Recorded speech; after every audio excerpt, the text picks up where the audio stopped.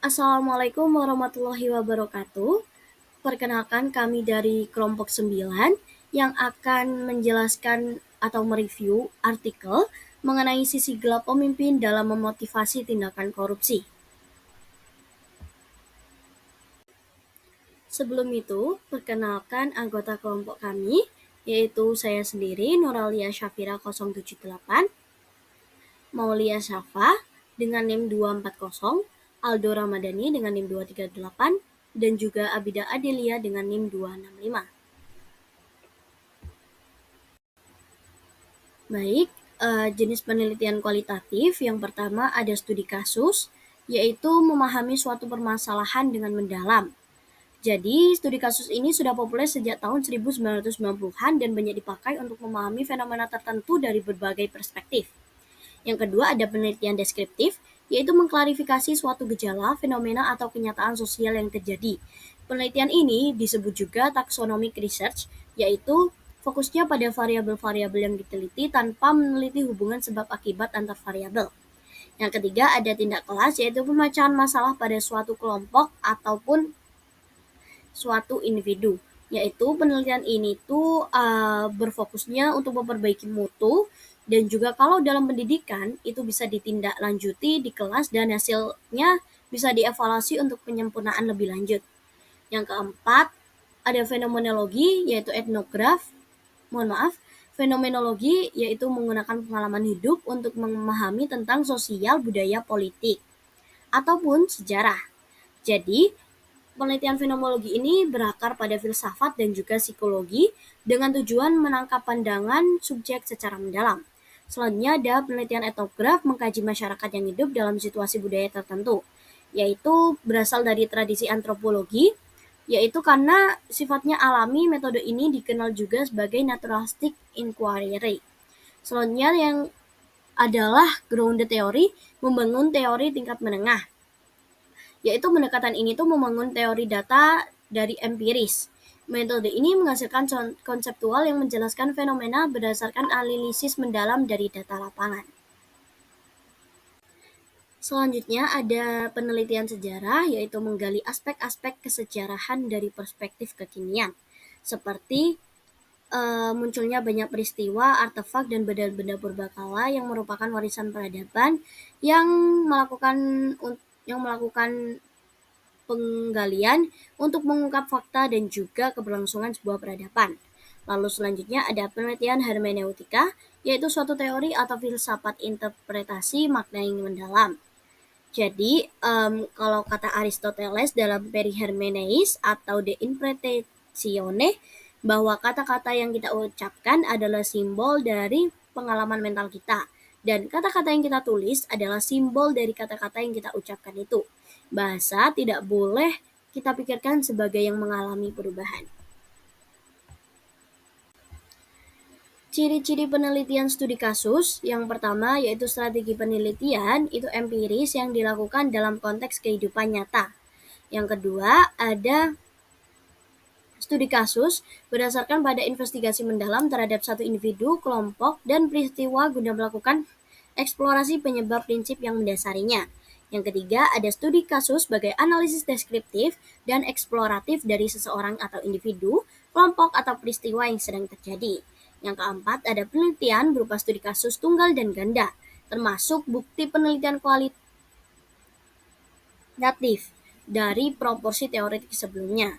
Yang keempat, ada sebuah analisis terhadap orang, kelompok, peristiwa, keputusan periode, atau sistem lain yang dipelajari secara holistik dengan satu arah metode atau lebih.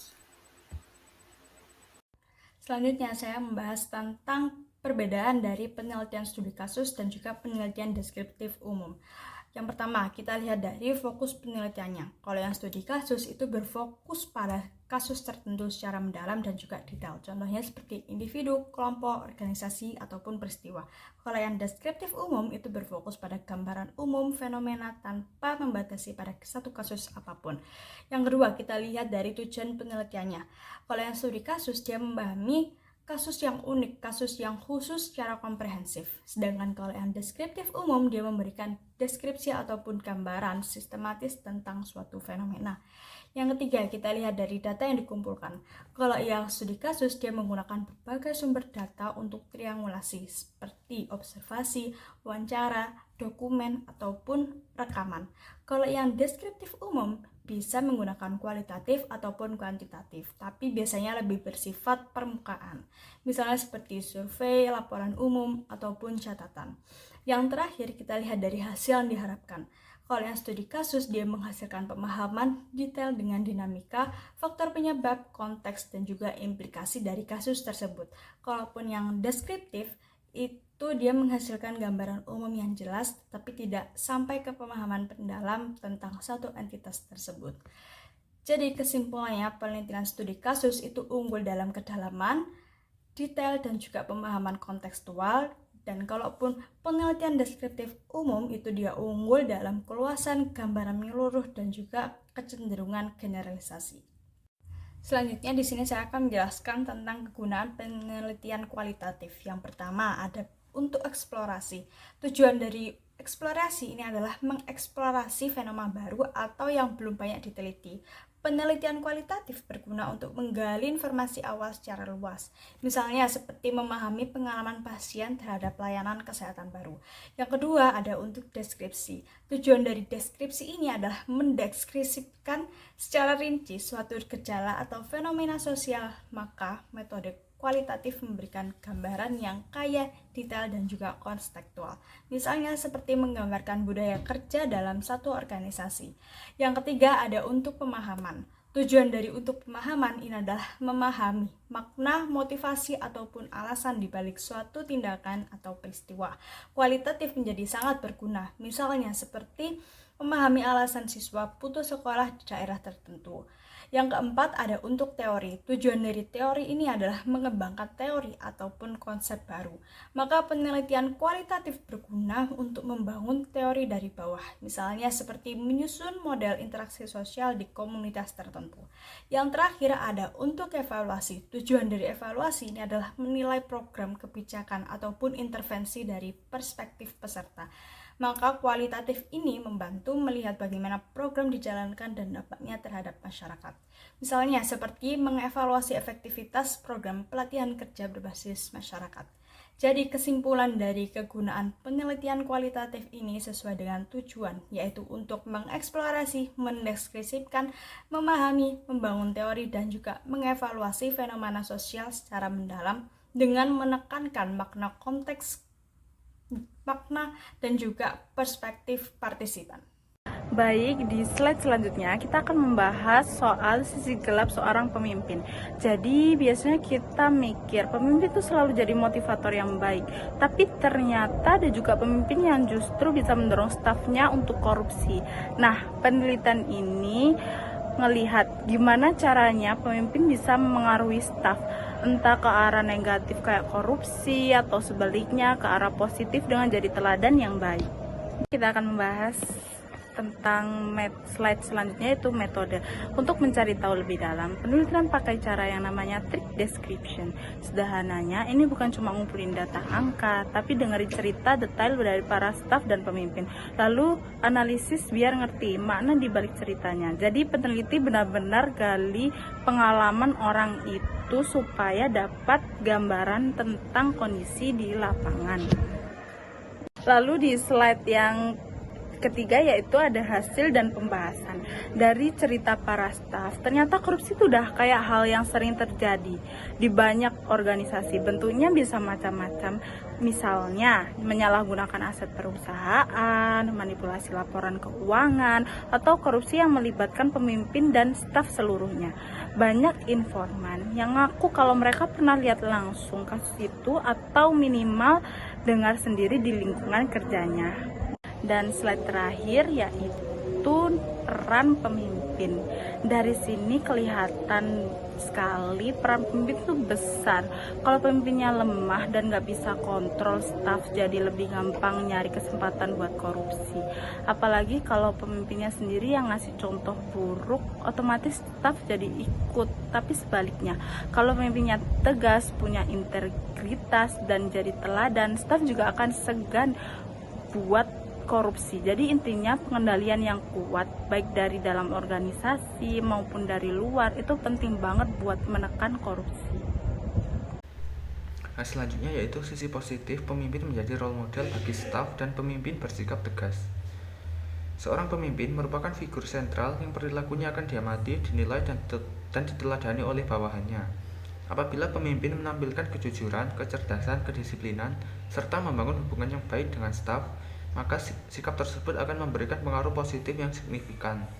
Penelitian menunjukkan bahwa apabila pemimpin bersih dari praktik korupsi, maka besar kemungkinan staf akan mengikuti jejak yang sama, sehingga budaya organisasi yang sehat dapat terbentuk. Selain itu, seorang pemimpin sebagai role model juga memberi 3 hal penting. Yang pertama, yaitu menunjukkan cara mencapai tujuan. Jadi, staf tahu bagaimana harus bertindak. Kedua, memberikan optimisme bahwa tujuan bisa diraih. Ini menumbuhkan semangat kerja. Ketiga, menginspirasi staf agar tujuan terasa menarik, sehingga staf tidak hanya bekerja karena kewajiban, tetapi juga karena dorongan dari dalam diri mereka. Kemudian, pemimpin bersikap tegas. Seorang pemimpin tidak cukup hanya menjadi teladan, ia juga harus tegas dalam menegakkan aturan, etika, dan standar operasional organisasi. Dengan ketegasan, staf akan merasa bahwa setiap pelanggaran memiliki konsekuensi. Sikap tegas ini penting agar tidak ada ruang abu-abu yang bisa dimanfaatkan untuk melakukan kecurangan atau bahkan korupsi. Ketegasan seorang pemimpin juga mencerminkan rasa keadilan. Pemimpin yang tegas akan konsisten dalam mengawasi, adil dalam memberikan sanksi, dan bijak dalam mengambil keputusan. Dengan begitu, staf akan lebih berhati-hati dan lebih disiplin dalam menjalankan tugasnya. Selanjutnya yaitu kesimpulan. Kesimpulannya yaitu pemimpin memiliki peran penting dalam membentuk perilaku stafnya, baik dalam hal positif maupun negatif. Dalam konteks fraud diamond, kewenangan pemimpin dapat menjadi faktor capability yang memungkinkan praktik korupsi terjadi.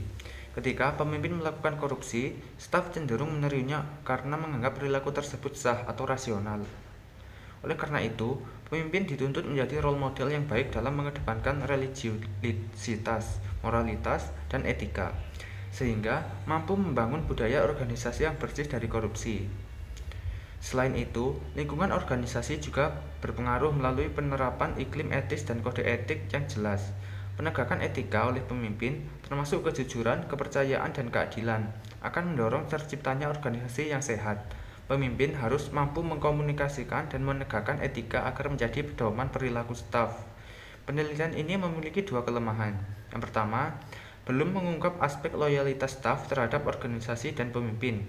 Kemudian yang kedua yaitu informan yang diwawancarai masih terbatas pada jabatan tertentu. Penelitian selanjutnya diharapkan melibatkan informan dari posisi strategis dan independen, seperti tim pengadaan, auditor internal, atau komite audit.